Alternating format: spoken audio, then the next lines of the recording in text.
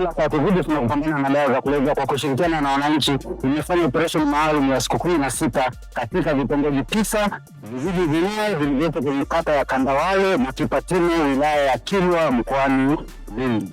Katika operesheni hii tumefanikiwa kuteketeza jumla ya ekari 3117.9 za mashamba ya bangi na kukamata watuhumiwa 12 kuhusiana na uhalifu huo. Mkakati maalum ya mamlaka katika kudhibiti dawa za kulevya zinazozalishwa hapa nchini hususan bangi. Katika operesheni hii tumebaini mashamba makubwa ya bangi yaliyolimwa katika wilaya ya Kilwa ambapo yamelimwa katika ardhi inayomilikiwa na vijiji pamoja na vitongoji. Licha ya serikali kuwa na mkakati wa matumizi bora ya ardhi katika maeneo yote yaliyopo chini ya vijiji na vitongoji, lakini wananchi walio wengi tumebaini kwamba wanayatumia maeneo hayo vibaya na kulima kilimo cha bangi katika maeneo hayo nchi nzima.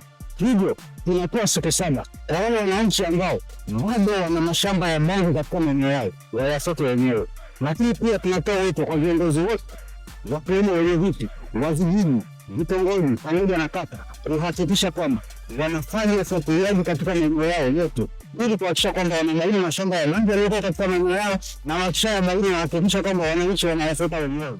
Hivi sasa mamlaka itahakikisha inafanya operesheni nchi nzima katika maeneo yote. Eneo lolote litakalobaini kuna mashamba ya bangi, wenyeviti pamoja na watendaji wa vitongoji, vijiji na kata watawajibika kuhakikisha kwamba wanafika bangi yote wenyewe.